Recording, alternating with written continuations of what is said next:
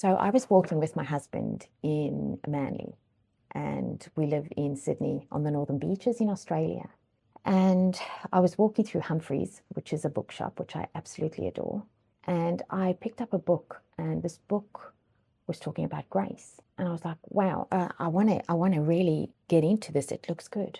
As we were walking back to our car, my husband and I were holding hands, and suddenly I had this flash of how I had felt someone had let me down. And I got so angry in that moment that I started mumbling to myself.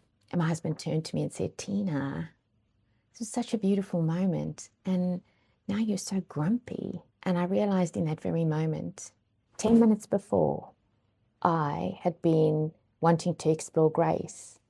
And 10 minutes later, I had been so ungracious to myself and that person when I picked up on that painful and shameful memory that I was whipping them and whipping me. See, that's what shame does. Can you see me? I crawled out on that story, standing on the sidelines of the arena of my life, yelling and screaming. I want to read to you what grace does.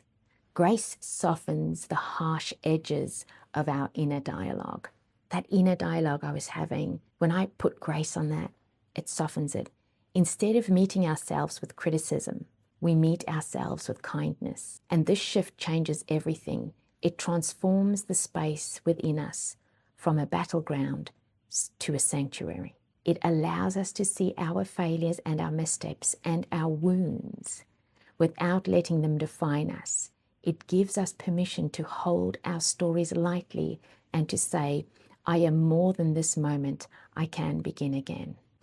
Mic drop, right? So if I can give that grace to myself, then I can give that grace to somebody else. See, we're taught to be polite and kind to others and, oh no, it's okay, don't worry about it. But we've learned to beat ourselves up for missteps, not treating other people kindly, setting standards that are so high so that we'll never experience shame. And then when someone does wrong by us, we get so angry, so resentful, so frustrated that we shame them with the same shame we would give ourselves without grace and compassion. I'd like you to think, if you can put your hand on your heart today and say to yourself, that thing I'm holding on to, I'm going to give grace to myself. I'm going to give compassion to myself. And I'm going to recognize that I'm doing the best I can with what I have. And that's okay. I'd like you to think, if you can give yourself grace today, how will that change how you show up, how you feel, and how you think? I leave that with you because, my goodness, it's worth it. This is me signing out. Bye.